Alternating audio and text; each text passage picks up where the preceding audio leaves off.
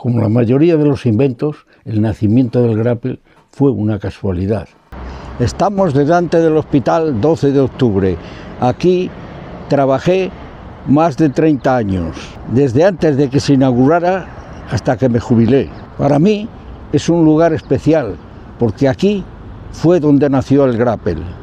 Y os voy a contar la historia de cómo aconteció. Acompañadme al taller, que estamos allí más tranquilos.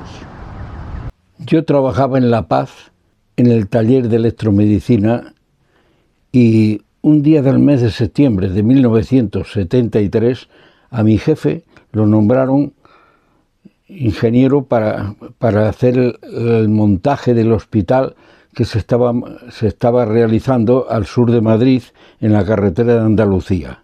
Y me propuso que si quería acompañarlo, si quería ir con él a trabajar al nuevo hospital. Y yo acepté. Mi cometido en el hospital, en principio, fue la recepción de todos los aparatos que llegaban para los distintos servicios del hospital y su puesta a punto.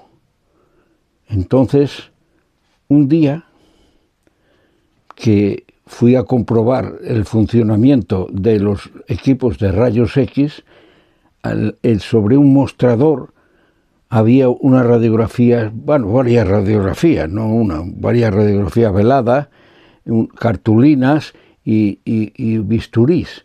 Y la casualidad, mientras esperaba que los equipos funcionaran correctamente, cogí una radiografía y la puse encima de una cartulina, y un bisturí que había por allí me dio por raspar.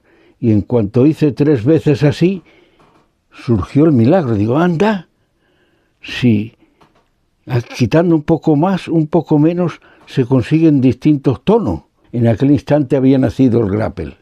Lo primero que intenté fue averiguar qué posibilidades tenía, cuántos tonos se podían conseguir, y luego hice mi primer cuadro, pero ya cuando ya supe que se podía conseguir bastante cantidad de tonos. El chispazo del momento en el que, qué casualidad, pero una casualidad increíble, que había conseguido distintos efectos, distintos tonos. Y eso fue el instante en el que nació el grapple. Este es el Hospital 1 de Octubre en técnica grapple. Aquí empezó todo.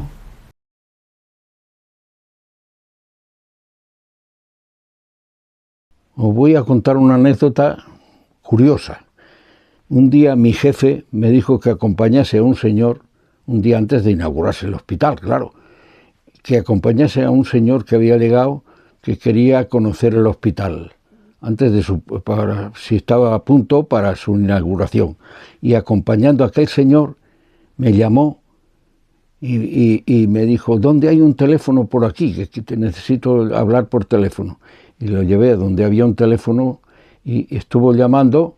Yo no sabía a quién llamaba ni a quién no llamaba, pero llamó una persona y la pregunta que le hizo, yo es que estaba a su lado, claro, fue, ¿qué nombre va a tener el hospital?